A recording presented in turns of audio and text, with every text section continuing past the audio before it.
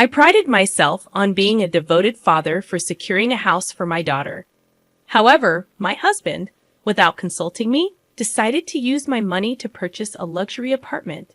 Frustrated by his audacious plan, I swiftly responded by presenting him with divorce papers. In the face of my unexpected move, my husband was taken aback, clearly unprepared for such a turn of events.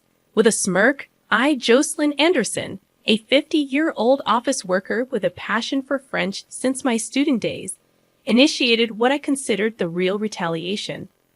Let me take you back a bit. I had been married at 23, but my first husband passed away just 6 months into our marriage due to a tragic traffic accident caused by a drunk driver. Although I received $500,000 as insurance money, no amount of wealth could bring my late husband back. During that period of mourning, Ernest Anderson, a compassionate colleague from the same company, provided solace by lending a patient ear to my stories. Gradually, our connection deepened, leading to our remarriage when I was 25. Fast forward to the present, and my daughter, Christina, now an independent illustrator, had stirred tension in our family. Disagreements over her education arose during her senior year of high school. Ernest had always imposed his ideal path for Christina, envisioning her attending a prestigious university and pursuing a conventional career in a big corporation. His expectations clashed with Christina's passion for illustration, a talent she had cultivated since childhood. Despite my initial support for Ernest's educational decisions, I found myself at odds with him when Christina expressed her desire to attend an art university to become an illustrator. While I was open to embracing her chosen path, Ernest vehemently opposed it, insisting on a conventional trajectory that clashed with our daughter's dreams. The struggle over Christina's future had become the battleground, and the real retaliation was about to unfold. I opted not to embark on a freelance career initially, choosing instead to work for a company. Christina shared her aspirations to become an illustrator, but my husband dismissed her dreams, considering it merely a pastime with drawings. His harsh words compelled me to defend Christina's autonomy, asserting that it was her life, and she should have the opportunity to pursue her passion. This stance only fueled his anger, as he asserted that it was his daughter and that a child's role was to fulfill their parents' dreams. He adamantly believed that if Christina followed his prescribed path, she would unquestionably find happiness. I was taken aback by his biased views, hoping he would eventually understand and support our daughter's choices. Unfortunately, my optimism was misplaced, leading to a deep rift between us. Despite my financial support for Christina's education and living expenses, Ernest remained dissatisfied, continually expressing his discontent. Even after Christina successfully gained admission to her preferred art university and secured a job as an illustrator, Ernest refused to acknowledge her achievements. His complaints persisted, questioning the worth of the money spent on tutoring and labeling her a failure. Christina, resilient in her pursuit, worked energetically, occasionally sacrificing weekends and sleep for her craft. However, Ernest's attitude towards her job remained unchanged. Moreover, he became harsher towards me for supporting Christina, criticizing everyday aspects of our household. Realizing this was his true nature, I found staying at home increasingly painful. Fortunately, our work roles in different departments at the same company spared me from daily confrontations. Yet, amidst this strained dynamic, Ernest surprisingly declared his intention to buy Christina a luxury apartment, citing her importance as his daughter. Despite his apparent disdain for her career choice, this sudden change in attitude raised suspicions, prompting me to question his motives. Doubts crept into my mind about whether Ernest even had the financial means to purchase a luxury apartment.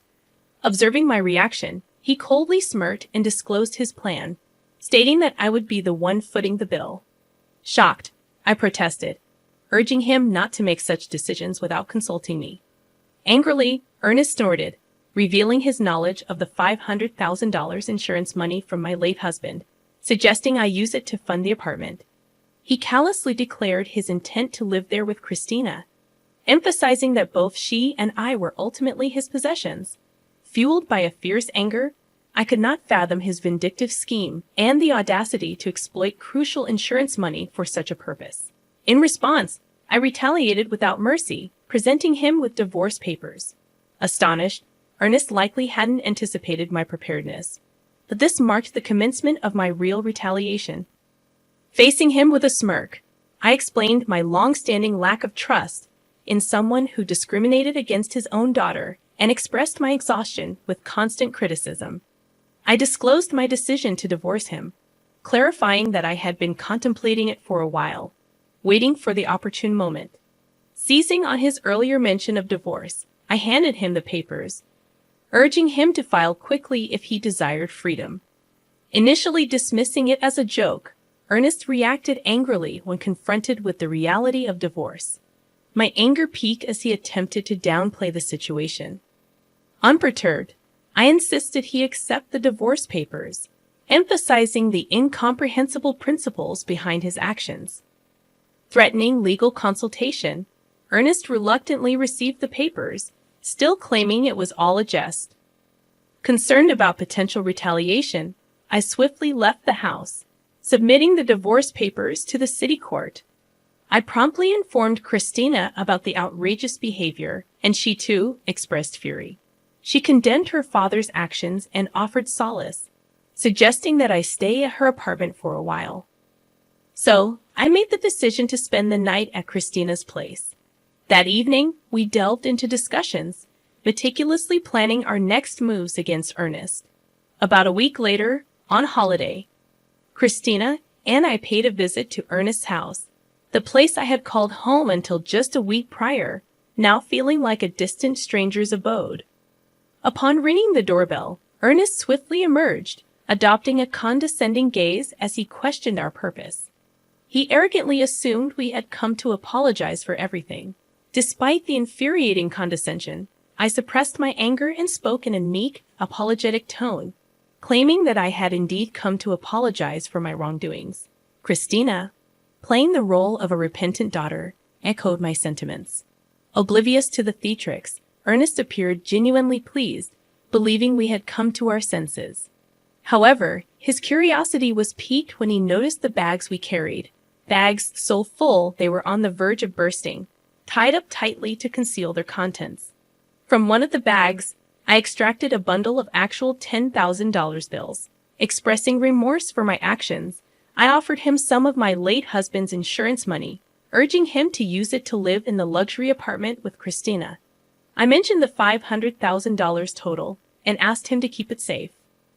Ernest's eyes gleamed at the sight of the money, and he eagerly agreed to safeguard it.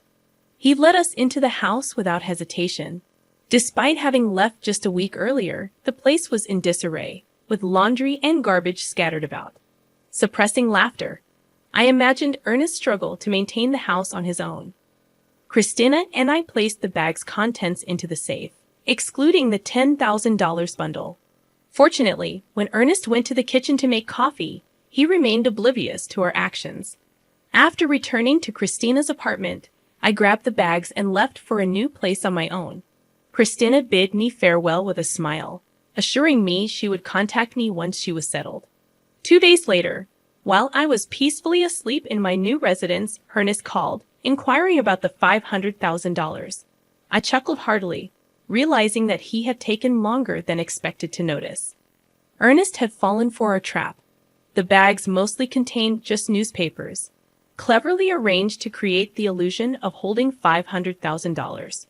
I had only prepared $110,000 from the bank to make Ernest believe my ruse. After depositing that money back into my account, it was no longer in my possession. If Ernest had probed further and asked to see inside the bags, I intended to reveal the truth, asserting that such an incredible deal couldn't possibly be genuine. However, deceived by just the $10,000, Ernest had been completely fooled. I had only prepared $110,000 from the bank to make Ernest believe me. After depositing that money back into my account, it was no longer in my possession. If Ernest had probed further and asked to see inside the bags, I intended to reveal the truth, asserting that such an incredible deal couldn't possibly be genuine. However, deceived by just the $10,000, Ernest had been completely fooled. Until now, you did terrible things to Christina and me, so I thought it was only fair to retaliate like this. If you want to resent someone, resent your past self, not me, I calmly stated. Ernest, looking troubled, began to plead, admitting his faults and asking me to return. Shocked by his selfish reasoning, I firmly rejected his proposal. I'm not an ATM or your housekeeper. You're an adult, handle it yourself. Besides, I'm in France now. This isn't just a vacation, it's an overseas transfer for work. I decided to divorce you and start a new life abroad. I revealed, explaining my decision to pursue my dreams and escape from him. Ernest, perplexed by the news, questioned why I hadn't informed him earlier. I dismissed his query, stating that we were practically strangers now, working in different departments. Furthermore, I revealed that Christina would contact him the next day through a messaging app. The following day, amidst the early hours due to the time difference, I initiated a video call through the messaging app with Ernest and Christina. Christina began expressing her sentiments, reminiscing about her childhood adoration for Ernest, but quickly transitioning to her current disdain.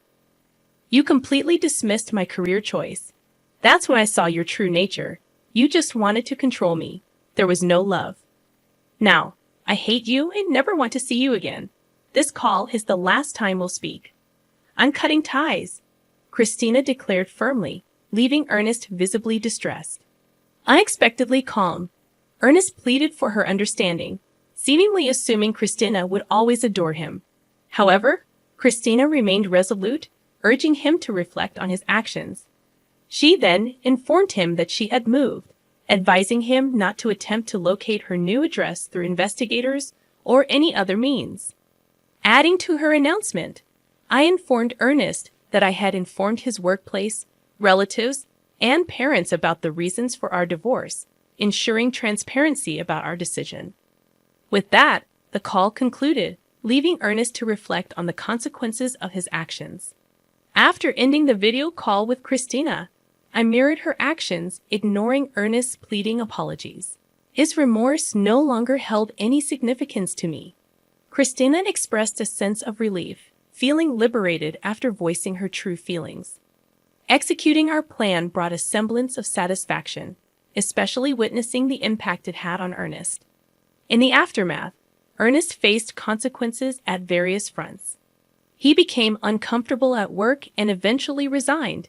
Disowned by relatives and parents, he had to abandon the luxury apartment purchase. His disruptive actions even led to a scene at Christina's workplace, resulting in a ban for entering.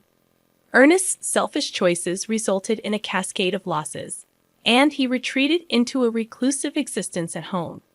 Attempts to contact him for work-related matters were in vain. When a colleague finally visited his house, they encountered a disheveled Ernest with a wild beard, lifeless face, and a nauseating odor emanating from his abode. His once home had transformed into a ghostly garbage dump. Observing Ernest's miserable life, I couldn't help but think that he was reaping what he sowed. Meanwhile, I found happiness in my new life abroad, overcoming cultural barriers with careful communication and relishing the use of my French skills. The decision to transfer overseas proved to be a rewarding one. Christina, thriving in her career as an illustrator, had been entrusted with significant projects. In our phone conversations, she conveyed her satisfaction, emphasizing the joy of pursuing her passion. As a parent, witnessing my daughter shine in her chosen path brought immense gratification. Despite the challenges and adversities, both Christina and I emerged from the ordeal, radiant and fulfilled in our respective lives. The journey, though tumultuous, affirmed that we had made the right choices, and the pursuit of our dreams had led to a brighter and more gratifying existence.